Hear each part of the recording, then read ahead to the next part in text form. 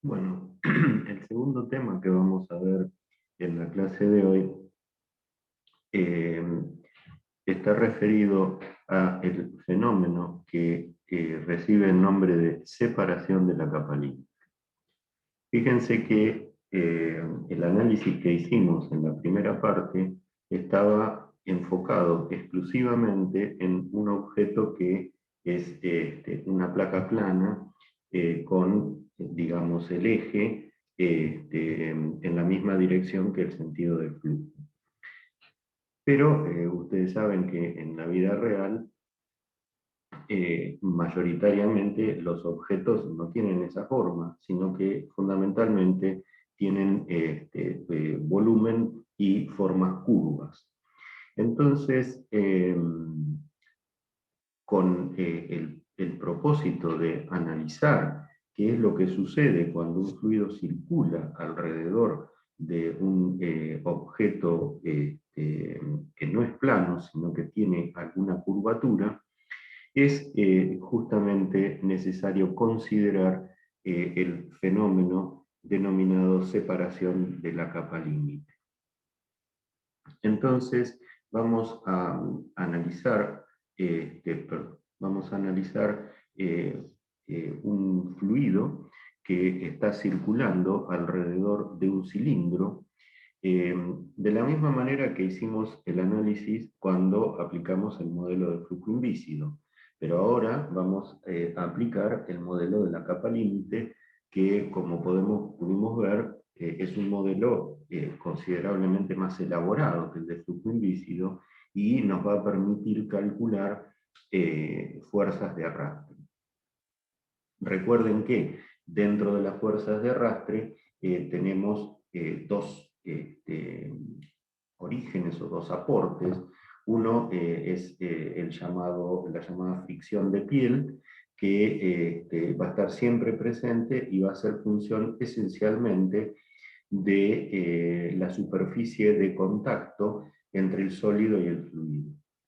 Pero el segundo aporte, que numéricamente en general es el más significativo, es el arrastre de forma. Perdón. Y este puede ser modificado significativamente cambiando la forma del objeto. Así que entonces vamos a analizar qué sucede cuando un fluido circula por alrededor de un cilindro, pero ahora aplicando el modelo no del flujo invícido, sino de la capa límite. Entonces, cuando este fluido, voy a intentar dibujar acá, cuando el fluido circula alrededor del cilindro, comenzará a desarrollarse desde el punto de contacto eh, hacia, a medida que rotamos, voy a exagerarlo, una capa límite de espesor creciente eh, que eh, este sería el espesor de esa capa límite. Está exageradísimo, ¿eh? El espesor, de espesor creciente a medida que voy rotando en teta alrededor del cilindro. Ahora bien, recuerden que una de las conclusiones más importantes cuando aplicamos las suposiciones del modelo de la capa límite es que la presión no cambiaba en la dirección Z. En este caso, esto es aplicable para la dirección R. El radio, la dirección R será en esta dirección. Entonces, esto implica, nos permitió llegar a la conclusión de que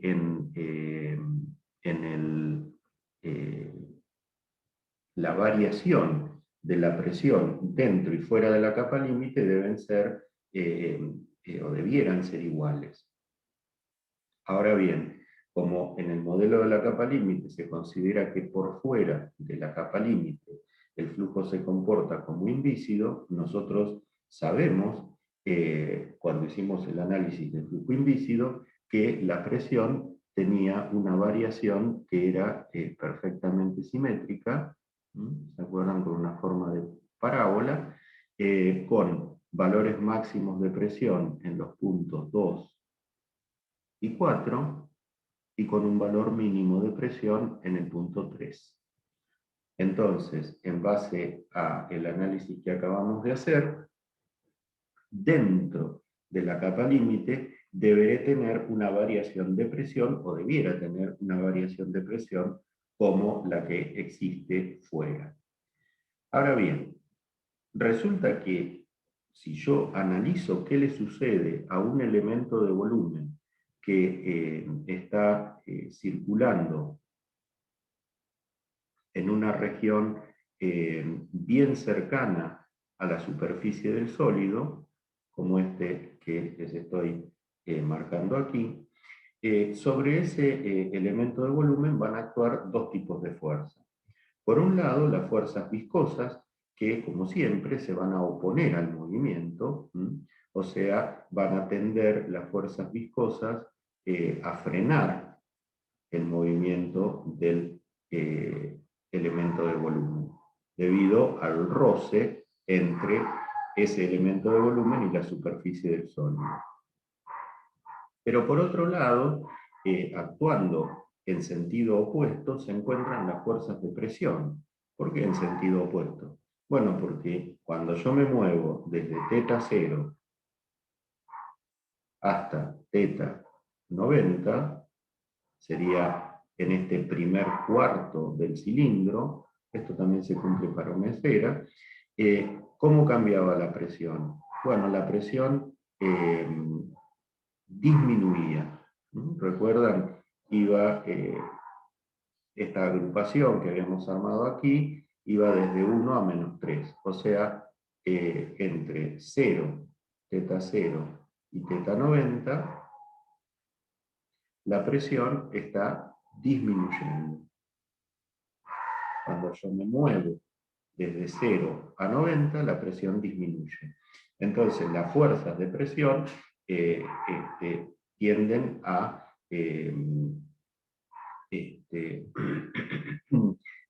impulsar al elemento de volumen hacia θ90 y las viscosas a frenarlo. Así que cuando lleguemos a θ90, lógicamente nuestro elemento de volumen va a tener una cantidad de movimiento menor que si si el fluido hubiese sido invícido. Muy bien. Ahora, ¿qué sucede cuando me muevo en el segundo cuadrante? O sea, desde θ90 hasta θ180. Estoy moviendo en esta parte. Bueno, como de costumbre, las fuerzas viscosas van a tender a frenar al elemento de volumen. Pero resulta que ahora me estoy moviendo desde 90, θ90, a θ180. ¿Qué pasa con la presión a medida que me muevo en esa dirección? Bueno, la presión está aumentando. O sea que a diferencia de lo que ocurría en el primer cuarto, que la presión era una fuerza favorable al movimiento del elemento de volumen, ahora también se opone. También se opone. Entonces, el elemento de volumen se va a ir frenando y perdiendo su cantidad de movimiento. Ahora bien, este análisis que acabamos de hacer es, dijimos, válido para un elemento de volumen que se esté moviendo en una línea de corriente muy cercana a la superficie del sólido. Si analizamos un elemento de volumen que se mueve en líneas de corriente más alejadas, ¿qué sucede? Bueno, el efecto de la fuerza viscosa no es tan notorio, porque el roce contra el sólido se va atenuando. Entonces, este elemento de volumen no va a perder tanta cantidad de movimiento y como se está moviendo con mayor cantidad de movimiento que este, podrá transferirle por roce una cierta cantidad de movimiento al elemento más cercano. Entonces, la cuestión es que los elementos de volumen más cercanos se desaceleran, más cercanos al sólido, se desaceleran sustancialmente y llegará a alguna posición entre θ 90 y θ 180, en la cual se van a quedar sin cantidad de movimiento. Cuando hemos llegado a ese punto, el elemento de volumen abandona la línea de corriente que venía pegada al fluido, al sólido, y a ese fenómeno se lo conoce con el nombre de separación de la capa límite. Por ejemplo, supónganse que ocurre, como está graficado acá, en este punto B, o sea, para un cierto ángulo θ, que es este. Entonces, en función del hecho de que los elementos de volumen que están un poco más alejados le transfieren cantidad de movimiento, este elemento de volumen puede seguir moviéndose, digamos, le presta cantidad de movimiento el que está más alejado, y finalmente la presión que teníamos en el punto anterior del sólido A, en lugar de recuperarse en el punto posterior, como sucedía según lo que nos describía el modelo del flujo invícido, bueno, ahora se termina recuperando en función de la transferencia de cantidad de movimiento de los elementos vecinos en un punto C más alejado de este que estaba aquí. Pero, ¿eso qué implica? Bueno, implica que en este punto la presión, llamémoslo D para identificarlo, en este punto D, la presión en D es menor que la presión en C. Entonces, los elementos de volumen pueden ser forzados a retroceder porque la presión en este punto es mayor que en este. Entonces, retroceden y aquí los capta otro elemento de volumen más alejado y se forman estos remolinos, generándose una zona por detrás del objeto, que es una zona de baja presión. Recuerden, aquí tengo una cierta PA en este punto, y recién PC es igual a PA. Entonces, la presión que tengo comprendida en esta región es una presión menor que la presión PA. Entonces, ¿eso qué provoca? Bueno, desde el punto de vista del arrastre, eso implica que ese fenómeno de desprendimiento de la capa límite está aumentando el arrastre que el fluido ejerce sobre el sólido con respecto a si el desprendimiento no existiera. Vuelvo a la transparencia anterior, y entonces, ¿esto en qué se traduce? En que en realidad el perfil la variación, perdón, de la presión dentro de la capa límite, en lugar de ser como lo establecía exactamente flujo invícido, que es la curva parabólica simétrica en rojo, en realidad, luego o sea, cuando yo me muevo desde 0 hasta 90, me voy encontrando con que la presión va siendo menor que la teórica, debido a esa pérdida por roce. Y cuando comienzo a recorrer el segundo cuadrante, bueno, aquí, por ejemplo, está esquemáticamente representado que en este lugar se produce más o menos en un θ 130 el desprendimiento, y entonces la presión queda constante, y fíjense que en la parte posterior, ¿no?, del cilindro, y fíjense que hay una diferencia de presión con respecto a la que tengo en la parte anterior del cilindro, que es la que genera esa fuerza de arrastre. Bueno, cuando la velocidad aumenta,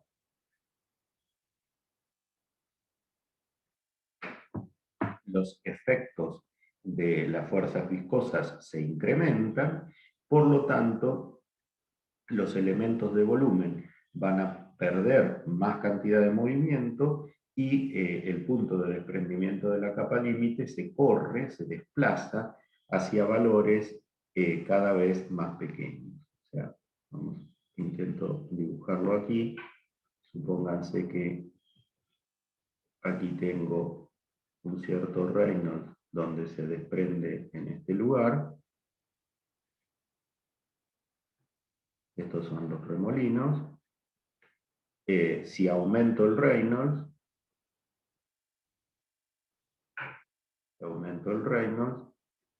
las fuerzas viscosas son cada vez más notorias, y entonces el punto de desprendimiento, supónganse que lo voy a exagerar para tratar de marcarlo,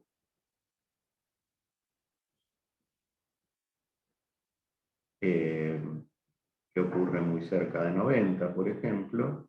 Entonces, ¿qué pasa? Bueno, la zona de baja presión crece, y por ende la fuerza de arrastre crece.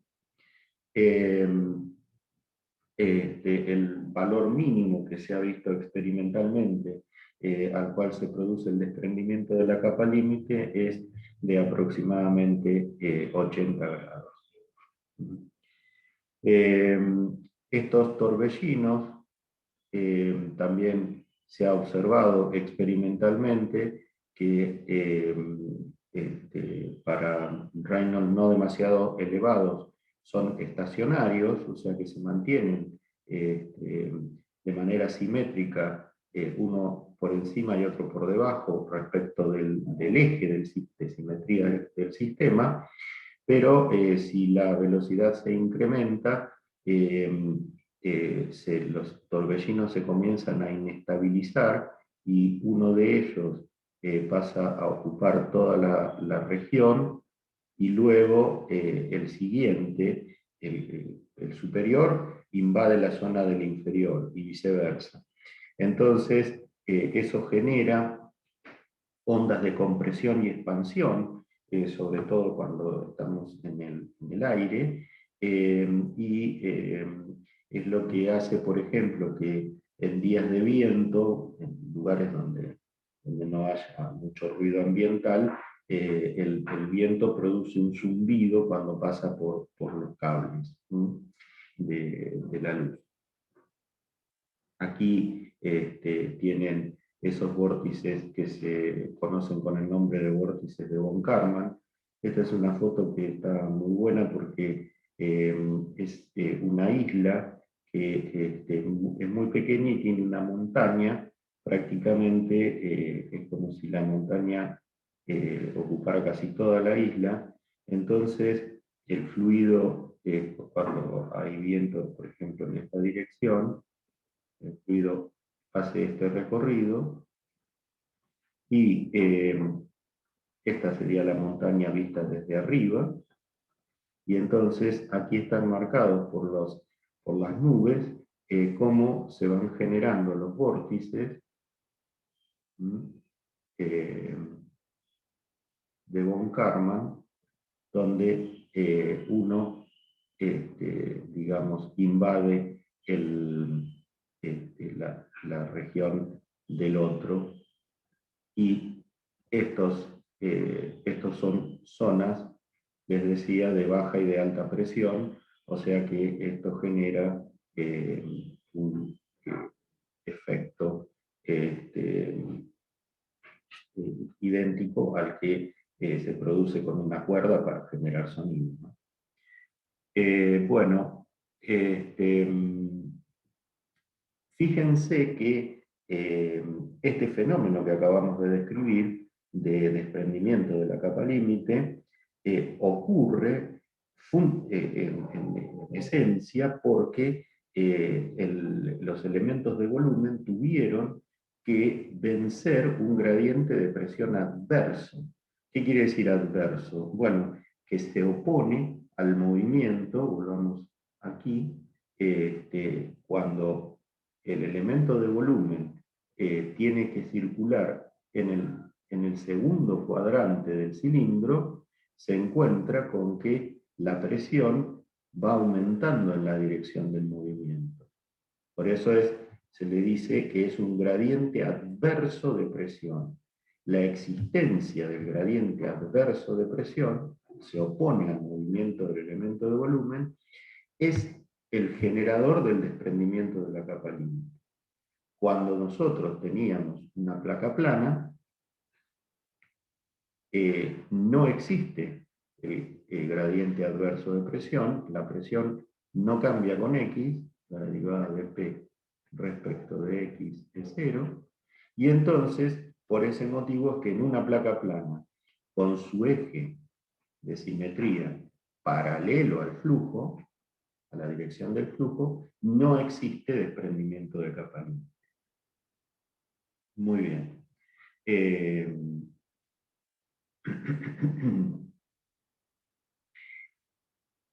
Una cuestión, y acá vamos a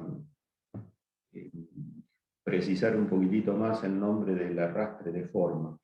Recuerden que dijimos, disculpen que vuelva para atrás, pero así aprovechamos los dibujos, dijimos que los elementos de volumen que están más alejados le transfieren cantidad de movimiento a los más cercanos al sólido, y entonces de esa manera pueden ser arrastrados.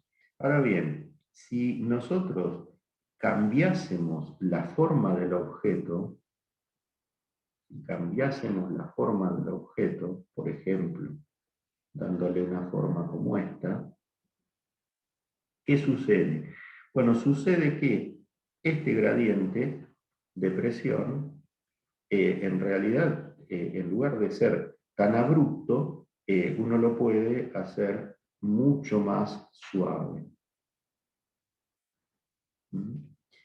Entonces, la fuerza que se está oponiendo es mucho menos importante, y puede llegar a ocurrir que el elemento de volumen bordee todo el sólido sin que se produzca el desprendimiento de la capa límite, o que sea un desprendimiento mínimo. Eso es lo que ha dado lugar a las denominadas formas aerodinámicas. Fíjense, aquí están representados esquemáticamente 4 formas. Una es una placa plana, pero observen la diferencia entre la placa plana con su eje de simetría paralelo a la dirección del flujo, donde no tengo gradiente adverso de presión, y esta placa plana que es como esta igual, pero lo que tiene es que el eje de simetría está colocado a 90 grados. Bueno, ahora lo que genero es un gradiente de presión brutal, un gradiente de presión adverso brutal, con lo cual el punto de desprendimiento directamente está en esta zona, que es lo que se ve aquí, y toda esta región es una región de torbellinos con baja presión, y por lo tanto tengo una enorme fuerza de arrastre ejercida sobre la placa colocada a 90 grados del flujo. Si a esta eh, resistencia que ofrece el objeto se le da el valor del 100%, cuando pasamos a un cilindro o a una esfera, bueno, puede ser que a igual valor de Reynolds, ¿no? Para comparar, el punto de desprendimiento esté en un lugar como este, con lo cual la zona de torbellinos y de baja presión es más pequeña, y la resistencia ofrecida por el sólido cae a la mitad. Ahora, si empiezo a cambiar la forma del sólido y haciéndolo alargado en la región posterior, entonces disminuyo el gradiente adverso de presión, y fíjense que este objeto tiene una caída de la resistencia al 15% respecto de esta placa. Mientras que este otro, que es bien aerodinámico, tiene casi despreciable desprendimiento de capa límite, y el arrastre de forma representa el 5% del que se experimenta con una placa a 90 grados. Por supuesto que cuando yo trabajo con una forma aerodinámica, alargando la forma del objeto, esto me trae como consecuencia que estoy aumentando la superficie de contacto, la superficie mojada, se llamaba también, de contacto entre el sólido y el fluido, lo cual va a hacer que aumente la fricción de piel. Pero recuerden que numéricamente el arrastre de forma siempre es más importante que la fricción de piel, así que igualmente, si uno quiere disminuir el arrastre, bueno, es conveniente trabajar con formas aerodinámicas. Este grafiquito solamente es para mostrarles cómo fueron cambiando los diseños de los autos, y en los primeros autos, que estamos aquí entre 1920 y 1930, tenían un coeficiente de arrastre que estaba en 0,8 más o menos. Mientras que en el año 2000 están alrededor de 0,14. Simplemente cambiando la forma del el automóvil, que en definitiva es un objeto que avanza sumergido en un fluido que es el aire.